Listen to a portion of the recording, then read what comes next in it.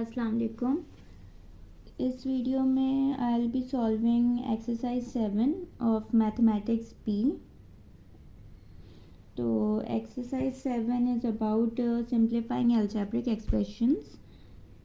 So our first question is very simple. Question number 1, which is very simple. 2a plus 3a. अब क्योंकि ये like terms हैं a और a, तो हम इसके कोफिशिएंट्स को क्या कर सकते हैं, ऐड कर सकते हैं। तो 2 + 3 will be equal to 5a। तो इस क्योंकि लाइक टर्म्स ही, तो इनको हमने सिंपली ऐड कर दिया।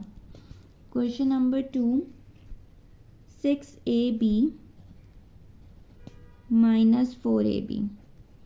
अच्छा, अब इसके अंदर हमने देखना है कोफिशिएंट्स को हम बाद में देखेंगे, पहले हम टर्म्स देख लेते हैं जो अलजेब्रिक टर्म्स हैं हमारे पास। ये भी ए बी है और ये भी ए बी है, तो इसका मतलब है हम कोफिशिएंट्स को ऐड या सब्ट्रैक्ट कर सकते हैं। 6 - 4 विल बी 2 और coefficients will remain same. Coefficients कह रही हूँ, variables will remain same. Coefficients को तो सब्ट्रैक्ट हमने कर दिया जो कि 2 आंसर आया, और variables are A B, they will remain as it is।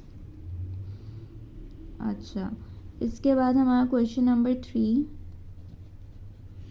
It is 2a + 3b। 2a + 3b, this can not be added क्योंकि टर्म्स क्या हैं, इसके कोफिशिएंट्स को हम ऐड नहीं कर सकते क्योंकि इसके जो वेरिएबल्स हैं वो सेम नहीं है, यानी टर्म्स आर नॉट सिमिलर, तो हम इनको ऐड नहीं कर सकते। It will remain 2a + 3b।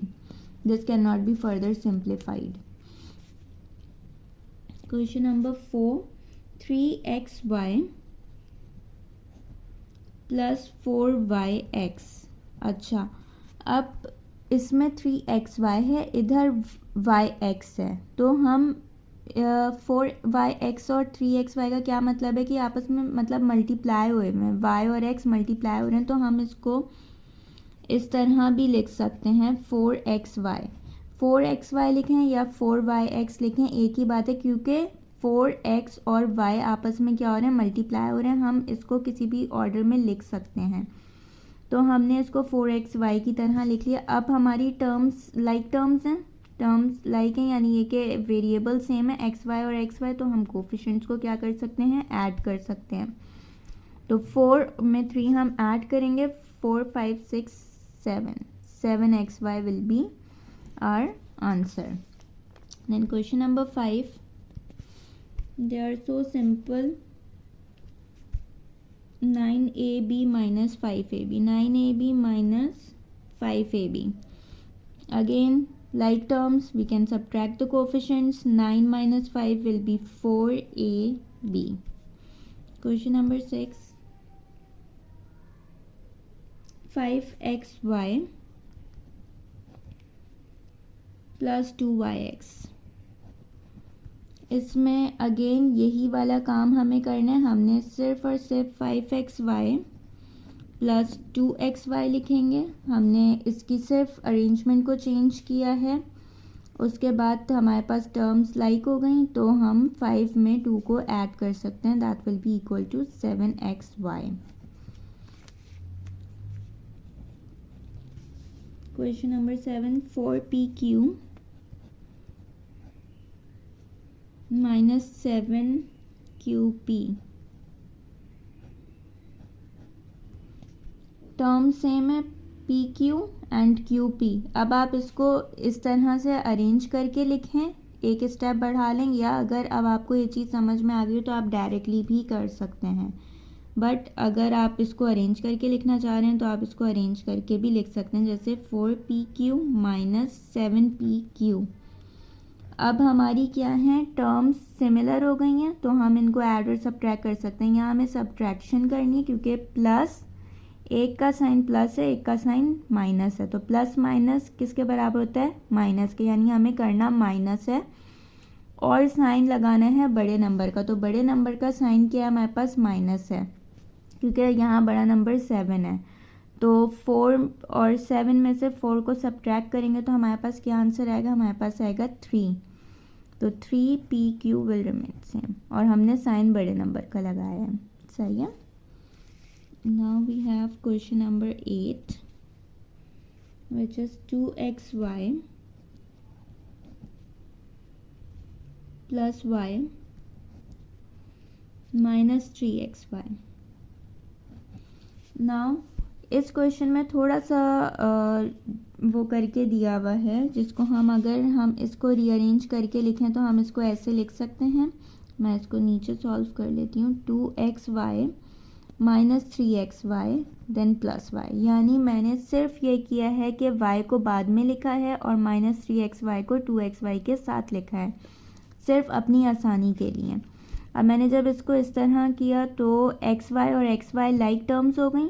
इनको मैं ऐड और सब्ट्रैक्ट कर सकती हूँ, लेकिन y को नहीं कर सकती क्योंकि इसके साथ x प्रेजेंट नहीं है. अगर इसके साथ भी x प्रेजेंट होता तो मैं इसको भी ऐड सब्ट्रैक्ट कर सकती थी, लेकिन अभी मैं नहीं करूँगी क्योंकि इसके साथ x नहीं है, तो ये लाइक टर्म्स में नहीं आएगा.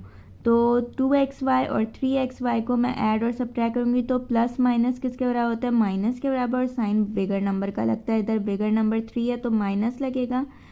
3 में से 2 सब्ट्रैक्ट किए तो हमारे पास आंसर क्या आएगा, 1 आएगा. और 1 को हम लिखते नहीं हैं तो हम माइनस XY लिखेंगे, क्योंकि जब भी 1 कोफिशिएंट होता है तो हम उसको मेंशन नहीं करते. तो ये माइनस XY और plus y will remain y. So this will be our answer. Question number 9.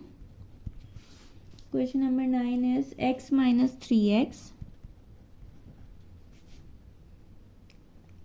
plus 2 minus 4x plus 2 minus 4x. अब इसमें हम क्या करेंगे, इसमें जो एक जैसी टर्म्स हैं उनको साथ साथ लिख लेंगे. यानी ये कि लाइक टर्म्स में ये x लाइक टर्म है, 3x माइनस 4x, इनको हम साथ साथ लिख लेंगे. x minus 3x minus 4x plus 2. ठीक है, हमने इसको इस तरह से लिख लिया. अब हम दो टर्म्स को लेके ऐड और सब्ट्रैक्ट करेंगे. अब हम x माइनस 3x करेंगे तो हमारे पास आंसर आएगा माइनस 2x, क्योंकि सब्ट्रैक्ट करेंगे. Then minus 4x as it is copy down कर लेंगे और प्लस 2 भी. 2 तो इसमें ऐड हो ही नहीं सकता क्योंकि इसके साथ x का वेरिएबल नहीं लगा हुआ, तो इसलिए. लेकिन हम इनको ऐड और सब्ट्रैक्ट कर सकते हैं. माइनस माइनस का मतलब होता है कि हम ऐड करेंगे, लेकिन माइनस माइनस प्लस के बराबर होता है, लेकिन साइन बिगर नंबर का लगता है जो कि माइनस का लगेगा, क्योंकि bigger number is 4 here. So 4 5 6x plus 2. This is our answer. Question number 9. Question number 10. Question number 10 is 7CD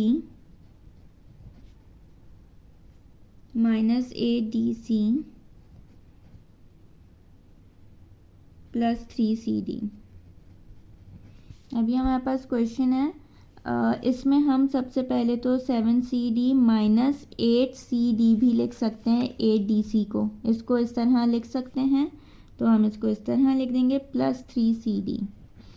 अब हम अगर इन दो को कंपेयर करें तो हमारा इसका आंसर, इन दो टर्म्स का आंसर बनेगा माइनस CD, क्योंकि 8 माइनस 7 वुड बी 1 और 1 को हम मेंशन नहीं करते तो minus CD plus 3CD. Again we have to subtract but sign will be of bigger number. या बिगर नंबर इज़ 3, तो हमारा साइन पॉजिटिव होगा. 3 में से 1 माइनस करेंगे तो it will be equal to 2CD. This is our answer. Question number 11. 6xy minus 12xy sorry, question mistake हो गई. 6xy minus 12xy plus 2xy. अब अगर मैं इसको देखूं तो ये सारी टर्म्स एक जैसे हैं. अच्छा, इसमें अब मैं क्या करूँगी, 6 में से 12 को अगर हम सब्ट्रैक्ट करें तो इसका आंसर इन दोनों का आ जाएगा माइनस 6xy, क्योंकि 12 minus 6 will be 6 and sign will be of bigger number. Plus 2xy as it is मैं कॉपी डाउन करूँगी. अब जब इन दोनों को ऐड और सब्ट्रैक्ट करेंगे तो प्लस माइनस माइनस होता है, यानी हम सब्ट्रैक्ट करेंगे. साइन बिगर नंबर का लगेगा यानी माइनस का लगेगा. तो 6 में से जब 2 सब्ट्रैक्ट करेंगे it will be equal to 4 और टर्म्स लाइक हैं तो एक्स वाई हम ऐसे ही कॉपी डाउन कर देंगे। तो -4xy will be our answer. Question number 11 के बाद question number 12। Question number 12 is 4ab plus 10bc minus 2ab minus 5cb। Okay, अब जब इस तरह का हो जिसमें दो तरह की टर्म्स बन रही हों तो उसमें हम जो एक जैसी टर्म्स होती हैं उनको एक साथ लिखते हैं और जो बाकी एक जैसी होती हैं उनको एक साथ लिखते हैं। तो यहाँ पे 4ab और 2ab एक जैसी हैं तो हम इनको एक साथ लिखेंगे 4ab minus 2ab। Okay, then we have plus 10bc और माइनस 5cb का मतलब होता है हम इसको bc भी लिख सकते हैं। इट्स अप टू अस कि हम इसको किस तरह लिखते हैं। ये हमने रीअरेंज कर दिया, यानी एक जैसी टर्म्स को जो कि ये और ये थी इनको साथ कर दिया और ये एक जैसी नहीं इनको साथ कर दिया। अब हमें ऐड और सब्ट्रैक्ट करने में आसानी होगी। 4 minus 2 would B 2ab plus 10 minus 5 would B 5bc, क्योंकि जब इन दोनों को ऐड और सब्ट्रैक्ट करेंगे तो इधर हमें सब्ट्रैक्ट करना है, साइन बिगर नंबर का लगेगा जो कि प्लस है, हमने प्लस लगाया, सब्ट्रैक्ट किया 10 में से 5 को तो आंसर 5bc आया। So this is our final answer of question number 12। Question number 13 and 14।